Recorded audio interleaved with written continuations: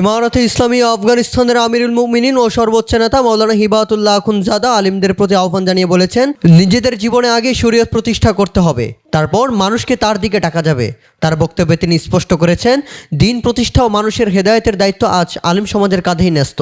আফগানিস্তানের মাজালিসে ফিকহের সব দায়িত্বশীল সদস্য ও উলামায়ে কেরামকে নিয়ে কান্দাহারে আয়োজিত 2 দিনব্যাপী এক শিক্ষামূলক সেমিনারে অংশ নিয়ে তিনি এসব কথা বলেন। বক্তব্যে মাওলানা আখুনজাদা সেবা করার সুযোগ, আলেমদের ভূমিকা, শরীয়ত বাস্তবায়ন এবং ইমারতে ইসলামিয়ার ফরমান মানুষের কাছে পৌঁছে দেওয়ার বিষয়ে দিক নির্দেশনামূলক বিস্তারিত তাগিদ দেন। মাওলানা আখুনজাদা বলেন, এখন আলেমদের সামনে সেবা করার বড় সুযোগ এসেছে। আলেমরা হালালকে হালাল এবং হারামকে হারাম হিসাবে ঘোষণা করতে সক্ষম। তাই জ্ঞান অর্জন করতে হবে, সে জ্ঞান মানুষ পর্যন্ত পৌঁছে দিতে হবে এবং মানুষের মধ্যে তা ছড়িয়ে দিতে হবে। তিনি বলেন, বর্তমানে দ্বীনের সফলতার দায়িত্ব আলেমদের উপর ন্যস্ত, আর তাদের দায়িত্ব এও যে তারা মানুষকে দ্বীন সম্পর্কে সচেতন করবে। আফগান আমিরুল মুমিনিন বলেন, আপনারা একে অপরের সঙ্গে বিরোধে জড়াবেন না, মানুষের মধ্যে যে মতবিরোধ আছে তা দূর করার চেষ্টা করবেন, দুনিয়ার প্রতি লোভী হবেন না, সত্যকে গোপন করবেন না এবং সৎ কাজের নির্দেশ ও অসৎ কাজ থেকে নিষেধ করবেন। তিনি আলেমদের উদ্দেশ্যে আরও বলেন, মাজালিসে ফিকহের আলেমরা সাধারণ মানুষের প্রতিনিধি, আপনারা সবাই সাধারণ জনগণ এবং দায়িত্বশীলদের সংস্কার করেন।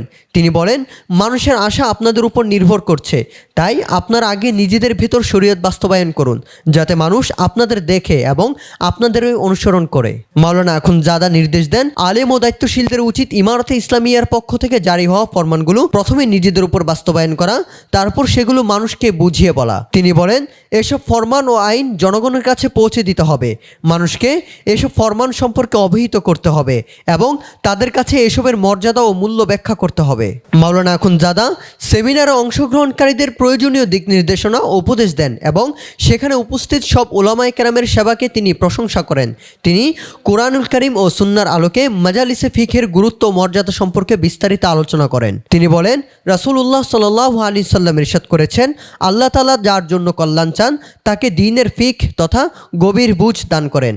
তিনি বলেন, সব জ্ঞানের মধ্যে সেরা জ্ঞান হলো ফিকহের জ্ঞান, কারণ ফিকহ আল্লাহ তাআলার কিতাব এবং রাসূলুল্লাহ সাল্লাল্লাহু আলাইহি সাল্লামের সুন্নতের সারাংশ, যার মাধ্যমে হালাল ও হারাম চিহ্নিত করা হয়। মাওলানা আখুনজাদা আলেম ফকিহ সম্পর্কে বলেন, ফকিহ সেই ব্যক্তি যে শাখাগত মাসালা আহকামের জ্ঞান রাখে, হালাল ও হারাম, ফরজ ও ওয়াজিব, মাকরু ও মাকরু তানজিহি এবং আকীদা সংক্রান্ত বিধান সম্পর্কে জ্ঞান রাখেন। তিনি বলেন, ফিকহি আলেমরা আল্লাহ জাল্লা জালালুহু এবং রাসূলুল্লাহ সাল্লাল্লাহু আলাইহি সাল্লামের নিকট অন্যান্য মানুষের তুলনায় বেশি মর্যাদা লাভ করেছেন এবং তাদেরকে খায়রের মানুষ হিসাবে উল্লেখ করা হয়েছে। আল্লাহ তাআলা তাদের মর্যাদা উঁচু করেছেন এবং মুসলমানদের কল্যাণের জন্য ফুকাহাকে মনোনীত করেছেন, কারণ তারা হালাল হারাম এবং ভালো মন্দ চেনে, তাদের উপকার মানুষের কাছে পৌঁছে এবং তারা মানুষের সমস্যা সমাধান করে। তিনি মাজালিসে ফিকহ সম্পর্কে বলেন, ইলমের সুবিধা গ্রহণ ও দান করার উদ্দেশ্যে যাওয়া জিহাদ ফি সাবিলিল্লাহ। ফিকহি আলেমরা আল্লাহ তাআলার দ্বীনের উচ্চতার জন্য যাতায়াত করেন এবং মাজলিস বসান।